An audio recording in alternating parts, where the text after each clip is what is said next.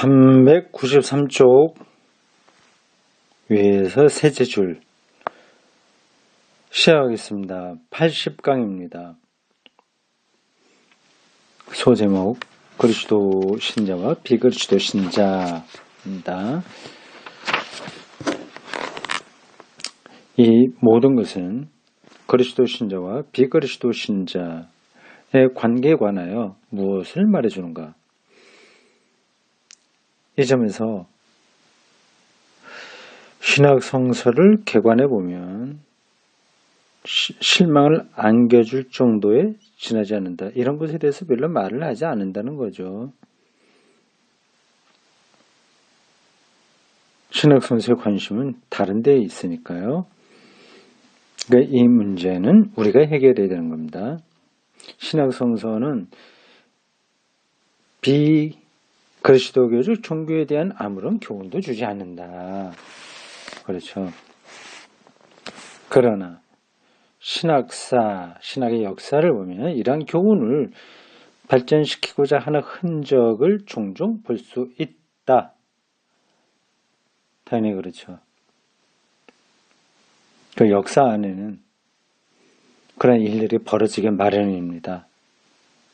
예컨대 인류에 대한 하나님의 원계시라는 것을 내세운 적도 있다. 원계시. 원래의 계시라고 한다면 그리스도 이전에도 계시가 있었다 그 뜻 아닐까요? 타종교에도 계시가 있다 이런 뜻으로 보입니다. 신학성서에서는 이러한 생각이 고작 변죽을 울리고 있을 뿐 통일된 표현은 없다. 따라서 비그리스도 신자 문제에 대하여 우선 우리가 아무것도 모른다고 솔직히 고백해야 할 것이다. 신학성서에 따르면 우리가 말할 게 많지 않습니다. 이것이 건전한 태도일 것이다. 저도 늘 그런 입장을 취했습니다. 모르는 거다. 모르는 거는 모르는 걸로 덮어놓고 앞으로 가야지 그것을 말끔하게 해소하려고 해서는 안 된다. 그 얘기입니다. 특별히 타종교에 대해서 그렇습니다.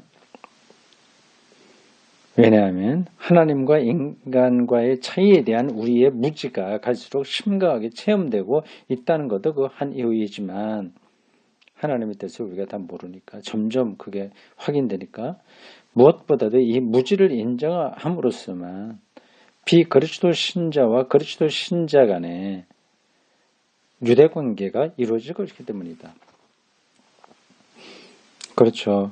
여기 보충 설명하듯이 처음부터 서로 상대편을 판단해 버리지 않고 공동의 문제에 대처하는 그런 관계가 이루어지는 거죠. 하나님의 뜻을 우리가 다 아는 게 아니다. 그걸 전제할 때만 이런 대화가 가능합니다.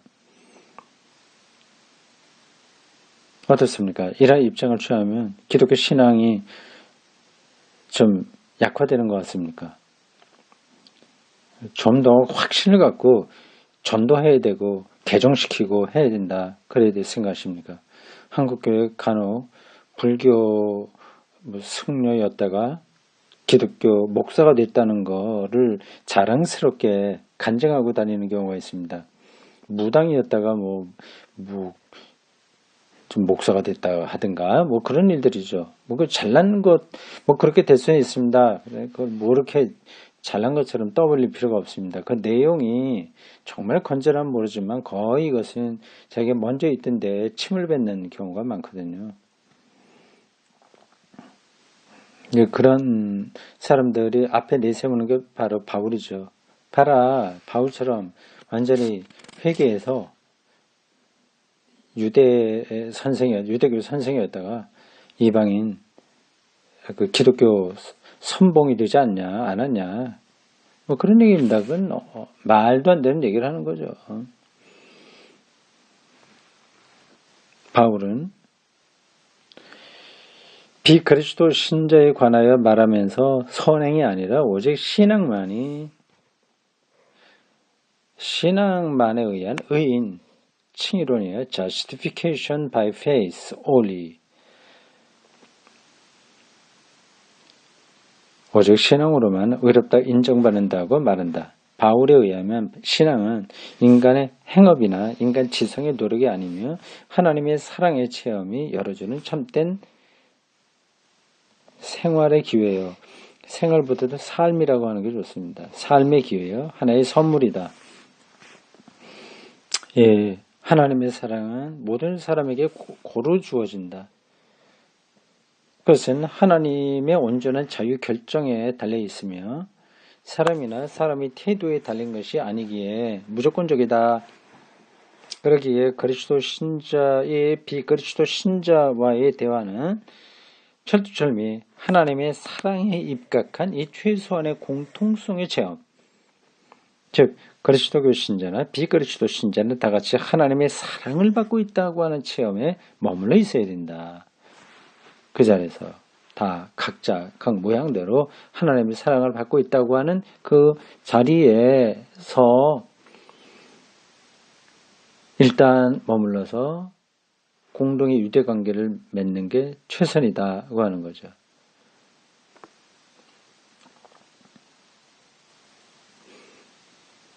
예수님도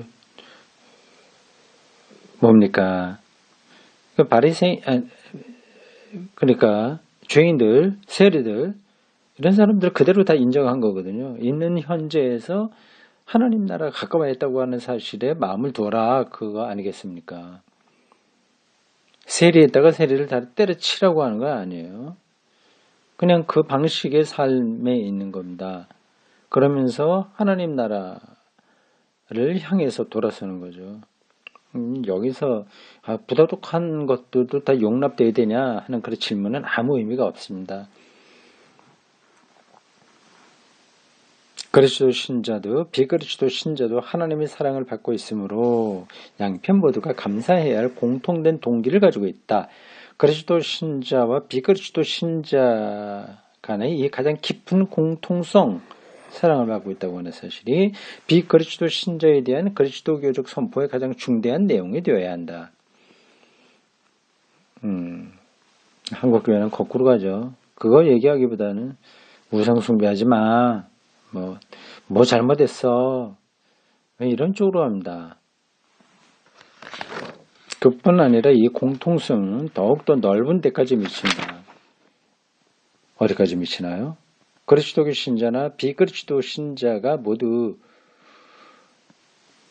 점유자가 아니다. 점유자, 독차지한다. 그 뜻이죠. 하나님의 사랑을 독차지할 수는 없죠. 숨 쉬는 거를 자기 혼자만 하는 게 아닌 것 같습니다. 하나님의 사랑은 모두가 다 똑같이 누릴 수 있는 겁니다. 아무도 하나님을 자기 마음대로 움직이지 못하며 아무도 하나님의 은총을 독점하지 못한다. 바울은 이렇게 주의를 환기시키고 있다. 로마서 11장 20에서 21절이네요. 여러분은 두려움을 가질지언정 자랑할 것은 하나도 없습니다. 하나님께서 원가지들 당시 유대인들도 아낌없이 잘라내시는데 여러분들이라고 첩부심당한 여러분들이라고 해도 그대로 붙여두실 줄 압니까? 또한 공통된 무지, 예컨대 비그리스도 신자에 대한 하나님의 계획 이런 것도 우리가 다 모르죠. 그것에 대해서 공통성에 속한다. 하나님 뜻이 비기독교인들에게 어떻게 나타나는지를 우리가 모르는 겁니다. 그걸 전제해야 되는 거예요. 그리스도 신자라는 것은 고도의 지식을 가졌다는 의미가 아니다. 참 여기 중요한 걸 많이 짚고 있습니다. 오히려 비그리스도교 나라의 신학자들에 의하면 처음부터 비그리스도교 신자들을 그리스도교적 체계에 유도하기 위하여 비그리스도교적 종교를 향하여 교량을 놓으려고 하는 것은 부당한 이름이 강조되고 있다. 말이 까다롭죠.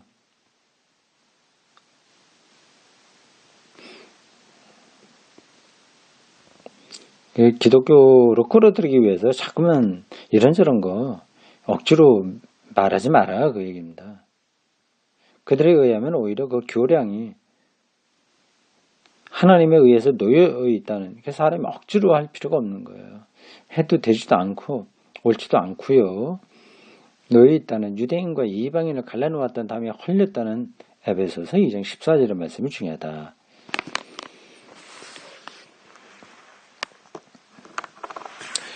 우리는 이 문제를 좀 더 추구할 수 있다. 설명해보자. 약 30년 전에 보네퍼는 1945년 초에 순교당했죠.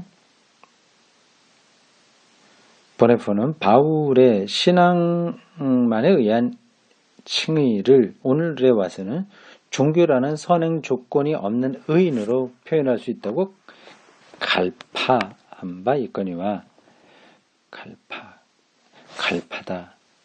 간파죠. 갈파. 뭐 갈파라는 말도 있긴 있는 것 같은데, 보네퍼가 이런 말도 했군요.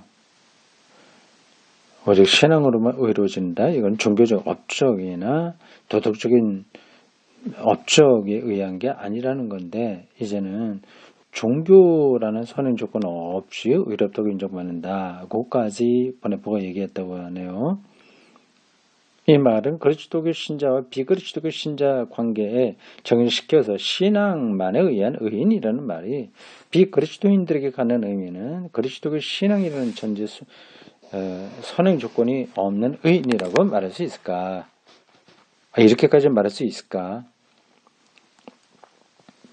명시적인 기독교 신앙 없이도 하나님으로부터 의롭다고 인정받을 수 있을까 하는 거죠. 이러한 생각은 대단히 매력적이긴 하지만 오류를 범하는 생각이다. 그렇죠. 이건 좀 너무 나갔죠.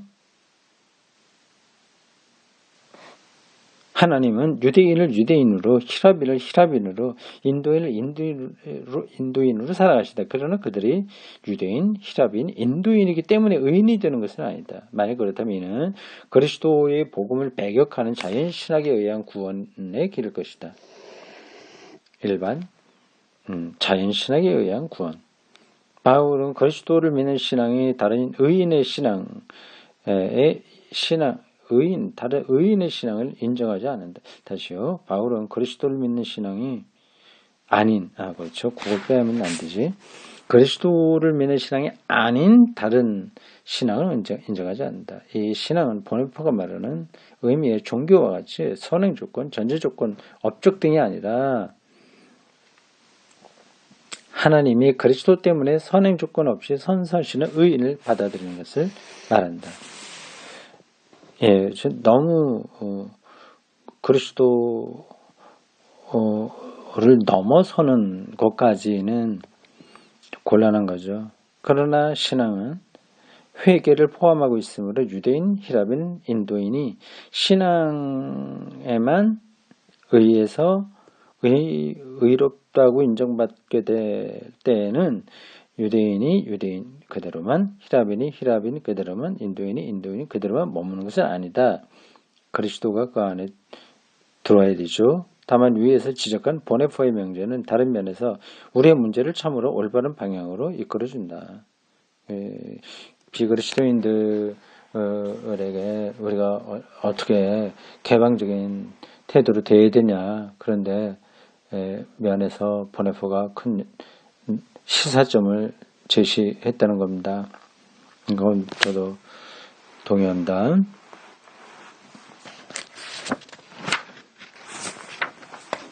그리스도교의 선교 소제목입니다. 선교. 과연 그렇다면 선교라고 하는 것은 앞에서 얘기했는데 선교를 어떻게 할 것인가 그 방법론을 얘기하는 걸까요? 봅시다. 바울과 그 밖의 그리스도교 신학자들은 복음을 위하여 헬라인들에게는 헬라인이 되었다. 신학 성서를 면밀히 연구해 보면 구원의 복음이 히랍권, 헬라 똑같은 얘기입니다. 히랍권, 헬라권에 들어갈 때 그 메시지가 얼마나 크게 모습을 변해가면서 헬라 사상 안으로 파고 들어가는지를 소상히 알게 된다. 여기서 큰 문제가 생긴다. 그리스도 신자들이 헬라 사람들을 위하여 헬라 사람이 되면서부터 계속 다른 모든 사람에 대해서도 헬라 사람으로서 머물러 있었던 것이 아닌가. 그냥 헬라 모든 걸 그대로 받아들인 건 아닌가? 그러면 기독교의 본질이 희석되죠. 그리스도교는 과거에 교리적으로 포로가 된 나머지 아직 헬라 사상과의 절연에서 근본적으로 헤어나오지 못하고 있는 것이 아닌가. 어쩌면 구라파에 있어서만은 어쩔 수 없었다고 할지도 모르나 구라파 사람들에게 맞는 것이라고 해서 구라파 이외의 사람들에게도 맞는 것인가. 하여간 그리스도교 신앙의 희랍적 울타리를 부수고자 하는 그리스도교의 모든 시도는 아직 매우 미미한 것으로 보인다. 헬라 영향력이 아주 컸다는 얘기입니다. 대부분이 예배 양식의 조절 정도에 머물고 있으며 교리 분야에는 전혀 손이 닿지 않고 있다. 만만한 작업이 아니죠. 어떠한 형태로든지 헬라 사상의 영향을 받지 않은 그리스도교 교리의 구성 부분은 거의 없을 정도이다.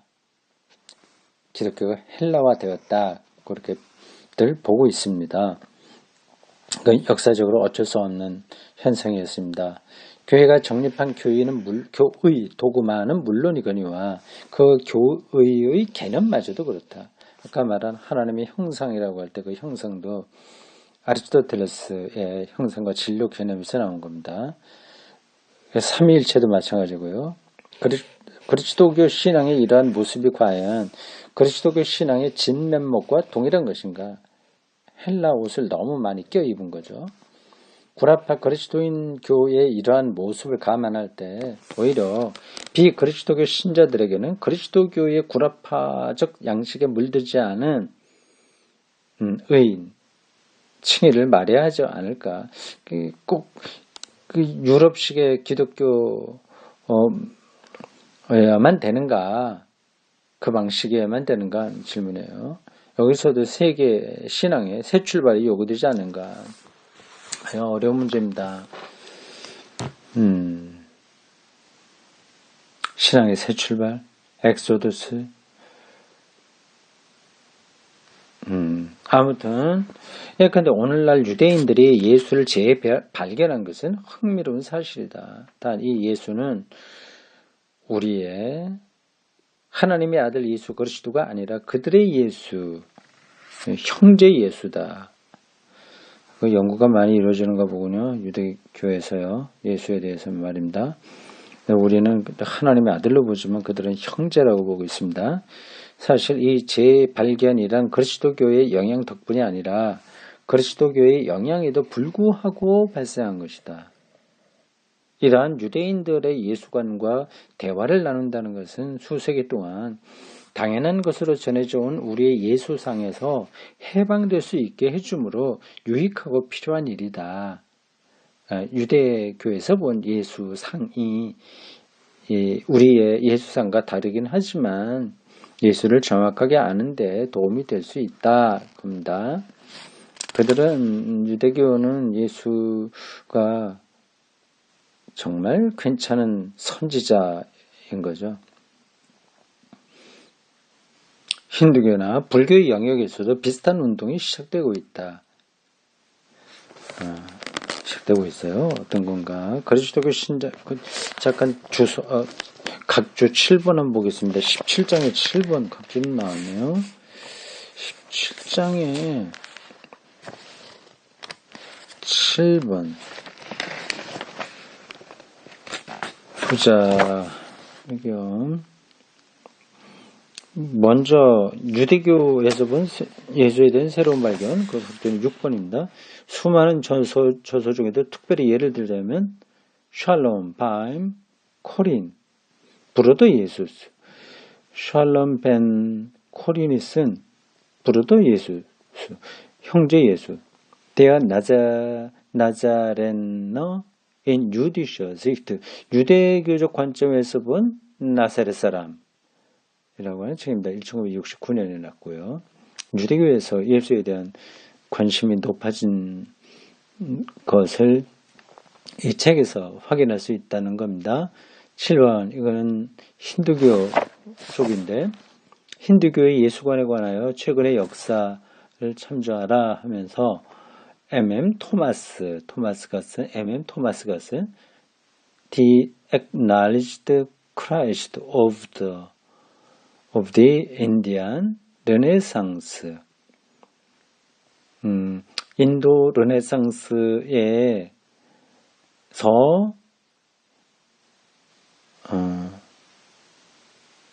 새롭게 인식된 그리스도, 새롭게가 아니라 인식된 그리스도, Acknowledged Christ of the Indian Renaissance. 그렇게 해석하면 되죠? 이 책 제목이요.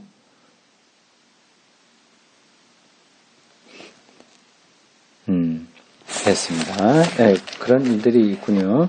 그리스도교 신자들은 이 대화에 모름지기 겸손히 참여해야 되겠다.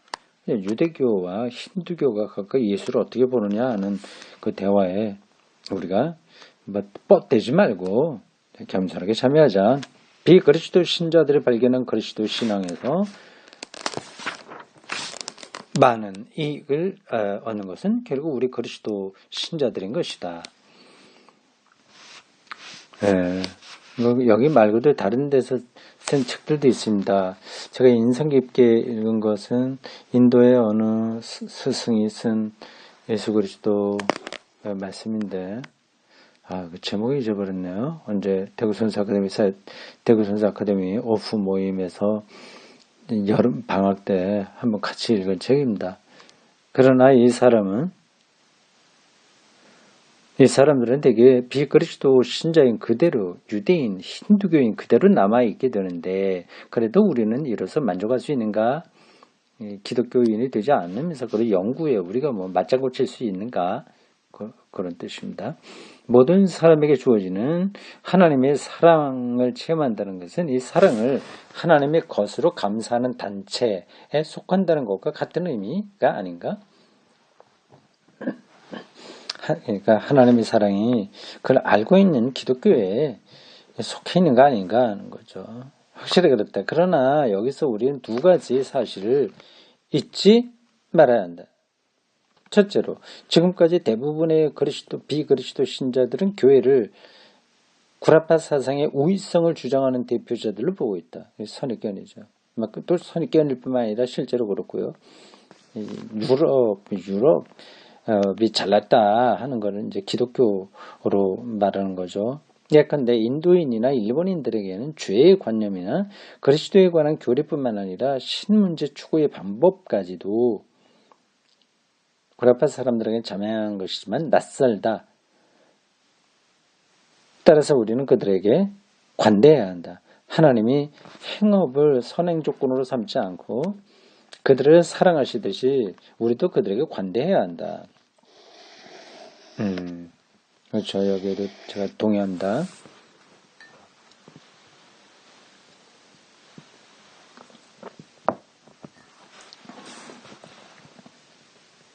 또 한 가지 우리가 잊을 수 없는 사실이 있다. 칼커타의 한 교회당 천정에는 커다란 선풍기가 장치되어 있는데 그것은 옛날 원주민 인도인들이 손으로 돌려서 그 밑에서 앉아 하나님께 기도하는 영국 사람들에게 시원한 바람을 보내던 선풍기이다. 물론 지난 일이지만 이 교회당은 예상외로 오래가는 한 상징이 되고 있다.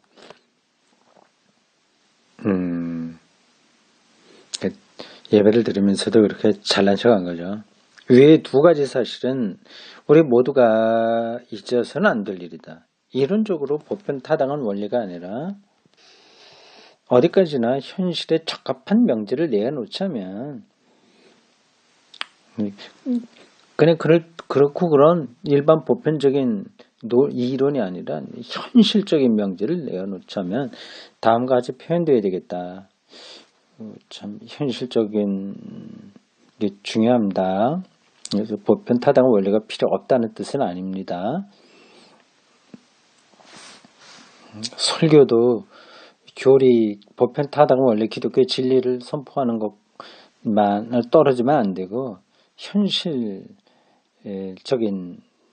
이야기여야 되죠. 신앙이 없이는 구원도 없다는 것은 확실하지만 그래 현재로 보아 이것이 일시적인 현상이며 오죽 좋겠나마는 그리스도교 신앙이 비그리스도 신자들 가운데 존재할 수 있는 양식은 아마도 구랍파적 의미의 교회나 그리스도교는 아닐 것이다.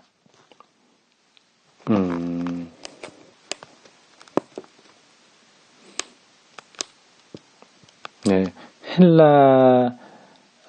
유럽과 같은 교회나 그리스도교로는 비그리스도교 신자들에게 비그리스도교적 종교인들에게 설득력이 없다 그거죠. 물론 이 표현은 어디까지나 참된 그리스도교 신앙이 있는 곳에는 필연적으로 그리스도교와 교회가 존재한다는 것을 생각하고 있는 말이다. 생각하고 하는 말이다. 비록 우리에게는 아직 그 형태가 분명하지 못한 것이긴 하지만 도대체 그리스도교나 교회가 신앙이 아니고 다른 무엇에 그 기반을 가지고 있겠는가. 형태는 다를 수 있지 않겠는가 하는 거죠. 흑인 예술을 그리기도 하고 토착화 문제가 여기서 나올 수 있겠네요. 기독교의 토착화요. 꼭 유럽식의 문화에 따른 교회 형태를 고집할 필요가 없죠. 따라서 위의 표현은 우선 우리의 탓의 고백으로 우리의 잘못으로 알아들어야 되겠다. 그러면서 또한 이 표현은 여러 가지 이유에서 우리에게 객관적인 바른길을 보여주기도 한다. 우선 우리는 서구 문화의 영향을 대대적으로 받아온 옛날 선교를 일단 문제시하긴 했으나 아직도 그러니까 유럽의 문화를 이식하는 걸 기독교 복음 선교라고 생각했던 거죠. 아직도 그리스도교 선교의 봉사직을 위한 실천적이며 현실적인 개념을 발견하지는 못하고 있는 형편이며 새롭고 좀 더 나은 방법을 찾아서 실험 내지 시도를 해보고 있는 것이 고작이다. 어떤 시도죠? 제3세계에서 오는 신학생들을 잘 가르치는 것도 그 하나일까요? 두루두루 여러 가지가 있죠.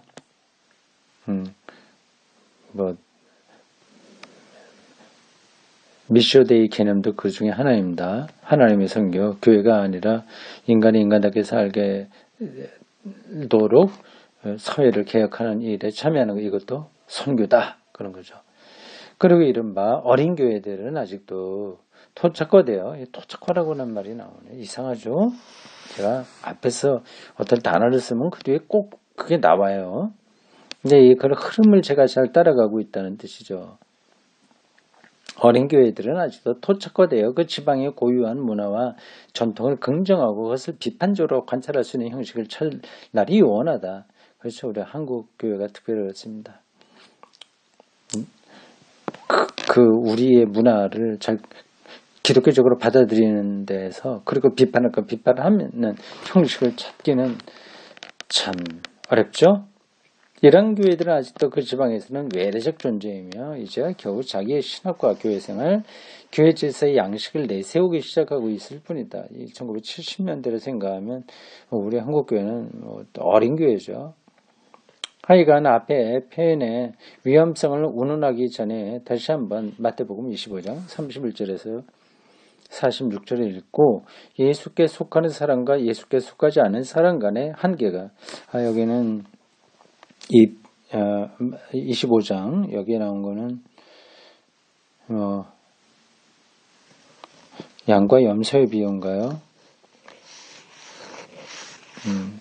오른편으로 가야 될 거야 왼편으로 떨어질 사람들 내가 언제 하나님 주님의 일을 돌봤으며 언제 안 했습니까? 뭐 그런 반론을 제기하는 사람들이 나오죠. 어린아이에게 한 거가 바로 나에게 한 거다. 뭐 그런 대답도 나옵니다.